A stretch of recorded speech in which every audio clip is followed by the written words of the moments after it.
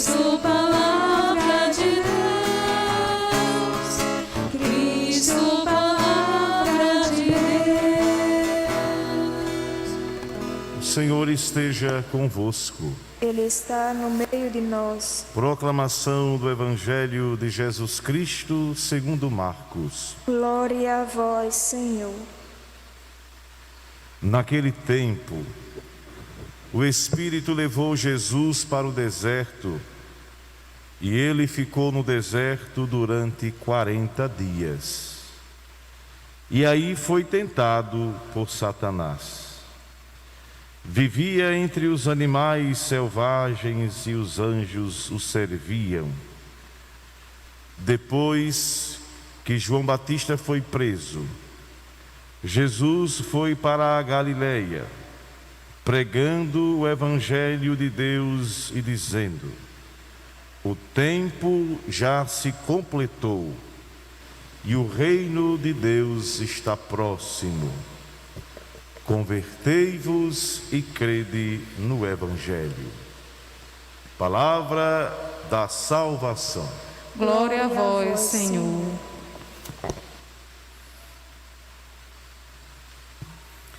Meus irmãos e irmãs, aqui presentes e os que estão acompanhando esta Santa Missa pela transmissão dos diversos meios de comunicação. Hoje o Evangelho termina com o sentido principal do tempo quaresmal. Convertei-vos e crede no Evangelho. Isso é importante para a gente entender o caminho, porque na verdade às vezes a gente troca a sequência das coisas em relação a Deus. A gente se apaixona pela missão e vai direto para o Evangelho, mas se esquece de se converter e mudar situações e coisas que lá na frente vão nos atrapalhar na caminhada. Eu me lembro e trago essa imagem daquela história de que Deus nos puxa para frente, mas a gente não deixa a mala do passado se desligar de nós. A conversão é exatamente este desligar-se, não é desligar-se das lembranças do passado, que a gente não consegue, essencialmente, mas dar um novo significado àquele passo novo que Deus está me dando. A conversão é literalmente a porta de entrada para que eu possa acreditar no Evangelho. Pois se assim não for, a gente vai viver uma experiência nossa do Evangelho, mas talvez não a de Deus. A gente vai ter uma ideia de um Deus que é meu, e não a partir da experiência dele. Porque na verdade eu vou dizer assim: olha, eu estou errado, eu sei que isso aqui não é correto, mas vou fazer porque... Ou seja, a gente até sabe que está errado, mas isso não gerou conversão, não teve mudança. Por isso que o Evangelho às vezes, não porque ele não tem força em nós, mas porque a gente não prepara o terreno com a conversão, a gente, mesmo na igreja, nas pastorais, mesmo tendo o cuidado das novenas, da nossa realidade de fé, da nossa condição de oração, a gente não consegue mudar, porque a gente até se acostuma e tem aquela nítida ideia de que Deus tudo entende, e que Deus tudo aceita, de que Deus tudo vai... Não, Deus me aceita do jeito que eu sou, então eu vou tocando a vida assim. Quando abre a mala, cheia de coisas que não tem sentido, raivas, invejas, ganâncias, desejo de poder, desrespeito para com o próximo, desrespeito para com Deus, falta de partilha. A mala está lotada de coisas ruins que a gente poderia ter tirado se na verdade tivéssemos feito o caminho da conversão. Aí a gente leva esse exemplo para todas as realidades da vida, para a igreja, para a vida familiar, para o trabalho, para as relações sociais. Se a gente não vislumbra o princípio de mudança de vida para que o projeto maior seja pleno, a gente vai viver a vida toda brincando com a vida, ou mostrando uma afeição, um rosto que não tem, ou vivendo uma experiência de fé de aparências. O princípio quaresmal é esse, que não deve ser só no período quaresmal, é a vida cristã toda. Conversão para crer na palavra de Deus.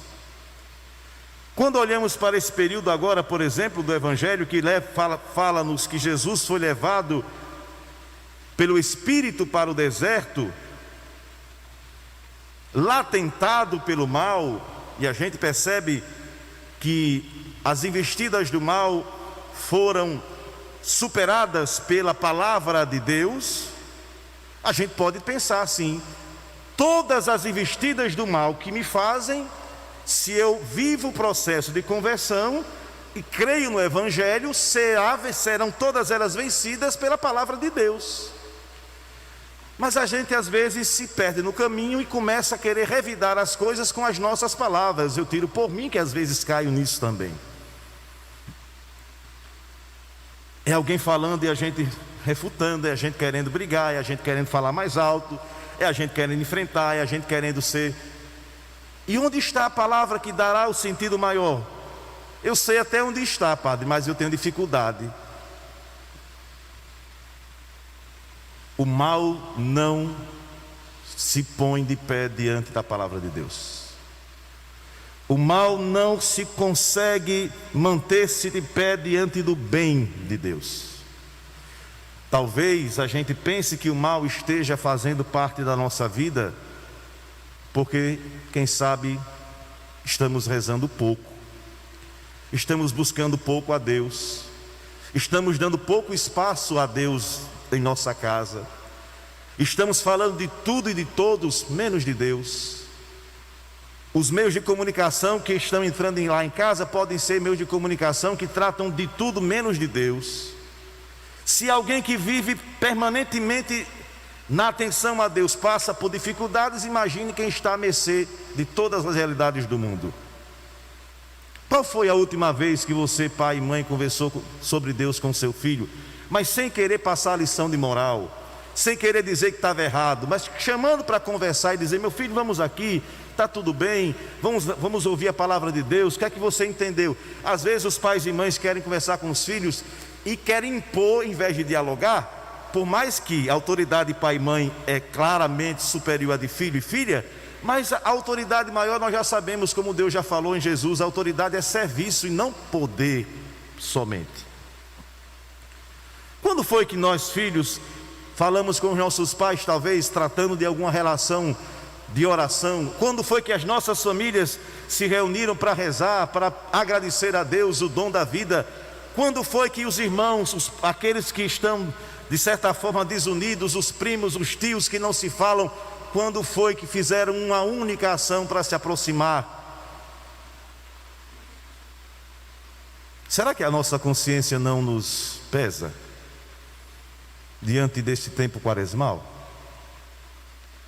Será que a gente vai continuar brincando das coisas assim, como se tudo fosse normal? Será que a gente continuará dizendo: Deus perdoa, Ele entende? Deus não brinca com o pecado, Deus quer salvar o pecador. Mas a gente perde muito tempo. E aí nós vamos ver como foi a primeira leitura de hoje, tratando da ação de Noé, que foi um homem que escutou a Deus diante das palavras tão difíceis que ouviu daqueles que não acreditavam naquilo que ia acontecer.